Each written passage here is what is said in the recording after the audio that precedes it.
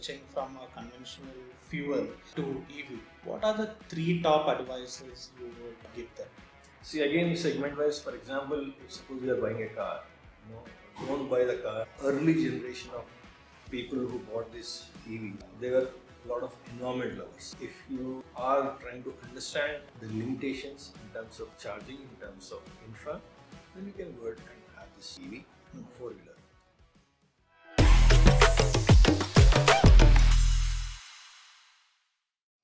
In a world where sustainability is no longer optional, electric mobility isn't just a trend, it's the next frontier.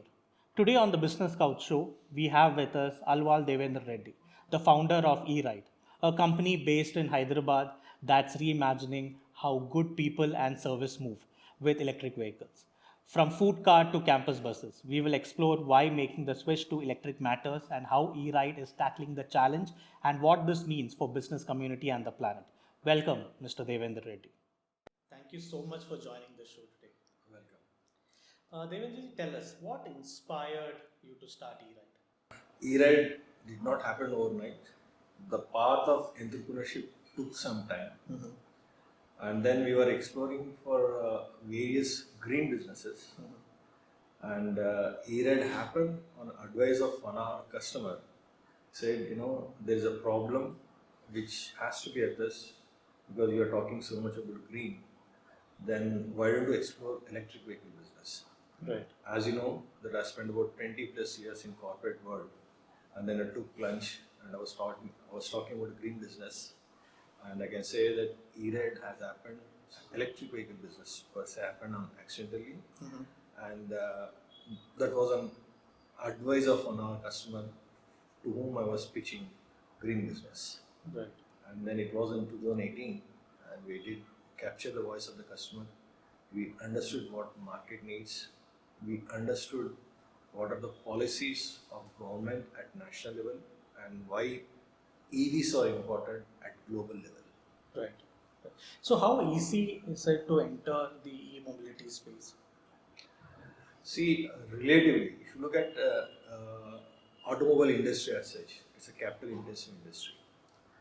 And if you're looking for EV business, it also requires good amount of capital. But more than the capital, what we see as entrepreneurs of this generation are startups, a good idea where you can solve some of the challenges of the society, particularly where we are trying to combat climate change, where EV and RE is going to play a role. So any person has good viable idea, then they can get into this business. Right. So, but how easy is to manufacture EV in Hyderabad? I'm talking about the cost-effective part of it. Honestly, Hyderabad is not a destination for manufacturing industry as of now. In fact, the biggest challenge what we see is that Hyderabad is known for service sector. Hyderabad is known for hub of defense manufacturing because of DRDO labs since 1960s, 70s here, and also pharma has taken up. And we are known for IT, ITS. Some of the society is not towards manufacturing part, particularly in an industrial area. Right. And the biggest disadvantage I can say is for manufacturing is for the export part, we don't have the seashore. So any government which talks about supports us with the dry port. Okay, but that's the biggest disadvantage. Look at any industry which is outside Hyderabad. The advantage for them, particularly in manufacturing in automobile industry, is that the reach towards seashore, and also on how that industry has happened over the foundation which was laid before or post independence. So with the seaport or not, we do not have those cultural aspect of getting into manufacturing, not just for EV but other industries also. Okay. It will take some time. Okay. And coming to EV, we do not have that ecosystem, but governments are planning, they are working out. Still, it is a working in progress model. Okay. We have a couple of big names here, but it's still work in progress. Okay, but how far is it to become a reality in Hyderabad? Maybe it will take another 10 to 15 years. Okay. because now government is not just incentive, because it's not that incentives which are looking at, it is the EV policies. Right. Once you have this unit placements, then it will inspire many other people to get into manufacturing side or other aspects of EV ecosystem here. First, you have the right EV policy in place, and then exhibition will be happening step by step. Like as we are seeing in North India, West India, or even down south, the EV placement is, I can say, 10 times more than what we are seeing in Hyderabad city. Right. So, what has been your, in terms of e-ride, what is your vision and mission for your company? Yeah, we want to be, one of the leading players in the market for next 10 years. That is what we are planning at. And once the objective is set clear, vision is set clear, and we are working with our team to make it happen, where we can have a global presence of our products. Particularly now we are working on four-wheeler within campus products. So they are there across the country. The next step is to move towards export to African markets. Right. But now you told me that there are so many government policy regulations. You have a lot of restrictions in terms of the EV manufacturing. But now, for your vision to become a reality or a success, what are the changes you are looking at? Changes is first thing is that currently we are in 2025. When we are talking about EV adoption, we are, I can say that the awareness happened much better in last 4 5 years. Okay, and that there is still the challenges of anxiety has been not addressed in terms of range, no anxiety in terms of range aspect. Right. Because once you have the charging infra outside on the road, that will build a lot of confidence in the people for faster EV adoption. Right. So, for example, when I talk about this one, people will take me in a negative side. So, what I felt initially, or even now, I see that there should be one centralized or national policy on EV for unit placement, for charging infra, and once you reach those numbers, which we are committed at global level, at Paris Summit Climate Pact, we have committed certain aspect and number of EVs on road or solar, so production of solar.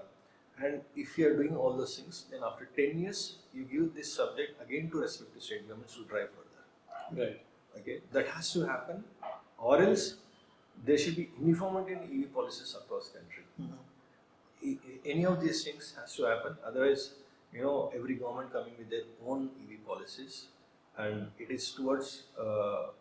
It is not a democratic way of supporting all segments of EV. When you look at EV, you break down into pieces. There are different segments. Right. So if you look at buses, like earlier we used to have the support from central government. Okay, we used to get about 30 to 40% of the amount only towards buses. That deployment has happened in most of the states. That is supporting for shared mobility for within state transport. And that is easy part to have the deployment because you don't have the charging challenge for those buses. You can charge them either at your bus depots, okay, or en route or an end point of the bus depot. Right. So you don't have that charging challenge for them. But coming down for the segments, four-wheeler cars, okay, point A to point B and en route, that will have a challenge. So en route challenge is there, that has to be addressed because if he's going from his home to workplace, some of the MNCs are having this support system for this charging. Okay, that has to be addressed. Like you have, government is still working. As I said, that work in progress till 2030 we'll be seeing all the exhibition happening over here. Like we say that Rome was not built in a day, but in every day. Right. So this comes together of public, and I always say that industry, academia, civil society, and government should come together to happen those numbers at faster pace than what's happening currently. Okay. Okay. But how does e-ride, help in building this infrastructure? E-ride is not only talking about its own product. We are not just talking about own products of electric products or our four-wheeler buggies, but we are also, as an advocacy, we are putting our proposals to government of Telangana. We are proposing to government of India is saying that these are the things which has to benchmark what is coming, and together we formed a group of people who are advising, or can I say advising? We are requesting government to consider these points for an early, or I can say that unit placements in respective parts of the country. And in fact, I'll see that most of the governments are proactive, but execution is taking some longer time than what we anticipated. Okay. Okay. So now for business deciding from switching from a conventional fuel to EV, what are the three top advices you would give them? For the individual consumer? Yeah. See, again, segment wise, for example, if suppose you are buying a car, don't buy the car by going for the influencer or looking at your neighborhood or peer. You first understand what is your requirement. Mhm. Okay, whether it's for intracity or for aspirational part, yes, you can buy it. Okay, and then what I see is that the early generation of people who bought these EVs, they were a lot of environment lovers. They did not look at the TCO part and all those things. Now we are seeing two types of people. One is that aspiration that I have an EV, I am EV, and second is that people still are looking for TCO. TCO will not happen immediately, and you need to wait for a certain period. After 3 or 4 years, you get a break even on your EV related to ICE engine. Okay. Okay. So if you are trying to understand the limitations in terms of charging, in terms of infra, then you can go ahead and have this EV four-wheeler. Coming to three-wheelers, yes, payload, range, what's the application of your business. Then there are players who will customize accordingly, and also you have branded products which are available. Right. So what is that one segment that E-Ride focuses on? Honestly, we are focusing more on livelihood projects. Livelihood projects on the road, and we backed earlier for government of Telangana a couple of years ago for a number of vehicles, and today in this government also we backed another good number of portion of vehicles again for livelihood projects. So what we are known is for customized vehicles and livelihood projects. In fact, our success is also there. E-Ride came with a unique program called Main Driver Owner Training. Okay. So we empower our customer to handle the first and second service calls. That is the USP of our products. Right. Second thing is of our company services, you can say that. So the customer will not be in a panic mode. Customer will understand what is that we are giving the product, what is that he is buying. Most of the times people don't know what they are buying, and even the showroom guys don't know what they are selling. That's the reason a lot of times you have this mismatch. So we give that awareness part and also empower them with the training. And most importantly, most of our products have a success story which is unique to their customer segmentation. Okay. So any case study that you can come up with where a customer switched to your vehicle and had a measurable benefit out of it? Oh, there are many customers like that. If you look at the tangible, intangible benefits part, and mostly in livelihood segment, I can say it. My first customer was Firdaus Bhai, who used to sell pickles. Okay, so rather than buying the Luna, he came to us. He said, "Will this be working for us?" And we showed the product, and that was about 6 years ago. And even today, he uses these products, and he travels mostly after sunset from Amirpet to your Mushirabad area and all the surrounding those areas. So that is one of the things. And second is that about 1.5 2 years ago, one lady, one housewife, I think her husband was in Middle East. She came with a concept of cakes on wheels, and we customized the vehicle as per her requirement. The choice of color of the vehicle was as per her daughter choice. In fact, I remember that particular instant, and then they are very happy with the product. And she stays in Attapur, somewhere in Attapur, and every day from Attapur she comes up to Gachibowli, and she sells the cakes on that production. So this is called cakes on wheels concept. So we build these different concepts. So similarly, there are many success stories. During Vijay Dairy, there was one lady in Old City which used to make about 10 to 12,000 revenue on this vehicle. So that gives us kick. Okay, our products are successful. Right. It is making some difference in the lives of the people. So it is beyond money what we see it. Right. Bringing some change in the lives of the people through the products which are customized, whether it's for vegetable deliveries or customized for different applications. Okay. So with these growing customers, how do you scale manufacturing at the same time you maintain the quality, manage the supply chain? So how do you do this? Like we have different teams for different things. For example, if you look at manufacturing aspect, we have team for different. Like for just-in-time delivery, we recently for one of the government tenders, we delivered 30 vehicles within 2 weeks. Okay. So that will scale up as per the need of the requirement. But any challenges you face during that? Yeah, see, no industry will be without challenges. Every industry has its own challenges, and for us, the biggest challenge even today remains the supply chain. That has to be fixed, which I talk everywhere. And there are a lot of scope in this one where youngsters can come and take role in that one. And second thing is that, like we are in Telangana, we have challenge of labor also. So that is also another challenge. We get people from UP and Bihar and all these places. And we are trying to bring youngsters into the business.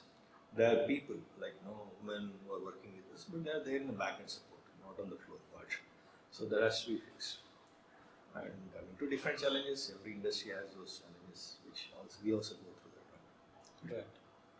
So even when EV means, it also talks about the green initiative part. So how do you, or how does E-Ride, be a part of the green initiative? Because today you have a lot of people talking about green initiative. Let it be carbon credit. You have many such initiatives. So how are you part of that? So in fact, as you know, Arvind, I'm with Hyderabad Management Association also. I'm in the leadership program.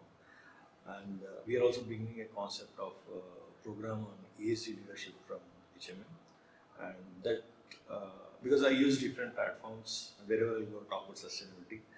And what we are trying to is that we have to have the youngsters to get into the scope where they can learn on this aspect of what is green. Green is just not doing a plantation of 5th of June. Okay, just it's a symbolic thing. What we do on Environment Day, it's 5th of June. So green should be part of your life and way of your life. Like today, if you look at corporate worlds, earlier we know that CSR was an indicative, then they made it mandatory, then it became punitive for corporates. Same way at global level, ESG was initially it was indicated, but now it has been mandated. Like a lot of companies has to adhere to the norms of SEBI guidelines who are working in India. So ESG stands for environment, social and governance, and you have the framework, how you do measure. So we are trying to bring champions of green to learn those aspects of this one. And it includes how to measure the carbon credit, how to understand the ESG framework from global and SEBI perspective. And also, most importantly, there is something called green funding, okay, which many of the youngsters do not understand. And that also how to avail that green funding, how to be approaching to get that green funding, people can explore that part. These are what you call at corporate level. Right. And we from HMA platform, we are trying to advise or include from E-Ride also. We are saying that there should be something called IGS. Like you have a civil scoring for you, like many of the Indians, the rating is given by civil, which is third party entity. We are thinking that there should be something called IGS, Individual Green Scorecard. Okay. So if suppose a person, a green warrior, a sustainability champion, is just not doing the talking, but also is doing the walk the talk. So for example, in Hyderabad, if he's traveling in metro, so he should get certain credit points that should be measured. If he's doing a plantation activity on his own, that should be measured. Okay, if he's going for a shared mobility in auto or through his colleagues' car, that should be measured. So any activity of a green of an individual, they should get a scorecard of IGS. Okay. So like we have CSR corporate, ISR individual social responsibility. Same way ESG for corporate, the IGS for individual. So how you are going to get the scoring of IGS. Okay, we should have certain parameters for this, and every individual should be given credit for what activities he's doing towards a green. So we just name few people as a green barriers. So few people will not suffice because today we need to address or fight the biggest challenge on this earth, that is combating climate change. Right. Okay, I think November there is a COP30 meeting happening in Brazil. So it just not a talks at global level. It's action should happen at a ground level, at regional level, which can impact at a global level. Right. So further, we need to come up with the new concepts where we need to encourage the people who are adapting green and give the scoring on IGS. So if you are having individual green points which are measurable, so you have tangible, intangible benefits, and we can say that is going to support global level and all those things. But tangible, yes, these are the carbon credit, these are the savings which has done, these are the scorecard, like how CIBIL is doing for third party. You give the points to the person and then give credit to him, or recognize those kind of people when they're taking loans or when they're doing for education. If, for example, student is doing this as a green barrier, is getting IGS. Supporting for his higher education in terms of reduction in the fees or any of such things. So at every level of the society, people should be given and acknowledged for their IGS. Until unless the movement comes from the people, okay, it will not happen. Right. Otherwise, only a policymaker, government cannot do it, and few individuals like Rotary and Lions or EV companies like that, they cannot do it. It should be a movement where all of us should come together, and people who are coming together, they should get certain, recognition for their efforts. Correct. Maybe IGS will work towards that. Right. Yeah, and I hope it works. Yeah. And becomes we create a global impact. True, and that gives again we say that gives scope for entrepreneurs to come up with the new thoughts and ideas how to Absolutely. make this as a business model. Absolutely. So, Devender, I've got some rapid fire questions for you. Rapid fire. Just in one line. Yeah.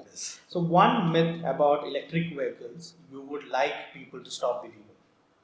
So people will come to us with expecting a low budget of 1 lakh rupee a product, which will be delivering a performance of a Tata S. Okay. So when you are trying to understand this reason, we say that what you want, you figure out what you want, and then invest accordingly. You will get ROI in our products within 8 months, but it will not be overnight. Right. Okay. For same way, any segment of the customers, if they are looking for EV, understand their need and then buy it accordingly. Okay. Your favorite electric vehicle model you have launched and why? My favorite product is Amigo even today. It addresses for delivery of last mile delivery, and it's the first product which has come up after about 8 months of discussions internally and after doing the R&D and all those things, and it gives a good response from the market also, the delivery vans. So that remains my favorite even today. Right. So, if you weren't in EV manufacturing, which industry would you be tackling? I still will be in a green business where I still want to address certain problems. Like for example, I don't know whether I can quote here or not, but there is a big challenge of garbage, urban area garbage, which is there from urban areas, which is going to be filled in these areas. So dumping in outskirts of the cities. You take anywhere in the country. Yeah, I think all the major cities have got this problem. That's one area which I wanted to work on here. Right. In one sentence, why should every business make the switch to electric now? See, every business cannot get into EV. That's what I'm saying again. So we are not alternative to your fuel-based business. I just example we talked about range. If somebody want to travel about 1,000 kilometers a day, I will not suggest EV to him. Right. Okay, so it's a myth again that we are replacement for your ICE engines. As of now, we are not replacement for ICE engines. Okay. Like for example, I'll quote like this. In my childhood, I saw that neighborhood stores, your kirana stores, and then I saw your individual shops coming in good AC environments, your Vijeta supermarkets and all those stuff. And then we saw this big, large markets coming up, B2B, for business to business, like your Metro Cash and Carry, Walmarts of the world. Then what has happened? This mom and pop stores were started coexisting with your large retails, large B2B. Then people said that, e-commerce. Okay, so e-commerce is coming. It took the shape, and people started that everything will go to e-commerce. Open house stores are still surviving. Still there, yeah. Okay, and then Zepto came. Before we accepted that e-commerce, Zepto came into picture. Right. So is e-commerce disrupting the Papa Mom story or Zepto? I don't know. Because the delivery model is different for Zepto and e-commerce. Just in time It's a delivery. quick what we delivery call. model. Just in time delivery, what we call.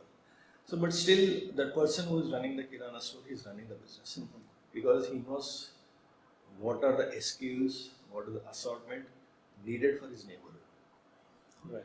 Okay, so if Zepto is going to live for a long time, definitely we pray that it will changing our lifestyles. But I feel that EV, your ICE engines will coexist at least for next 15-20 years. It will not happen overnight that EV will replace, because until unless we address the price aspect of the batteries or the power trails, we cannot be a replacement for this one. Right. What I say that we are in an industry with alternative green mobility. Okay, that's how you need to see EV as of now. Right. Thank you so much, Devender ji, and I hope and I wish that green card become a reality. Sure, I pray that I'm advocate of this IGS, Individual Green Score. It should come out and let us. I don't know. There'll be many challenges to bring that, put together everything in one place, but hope it will happen. Yeah. Thank you. Thank you so Very much. welcome.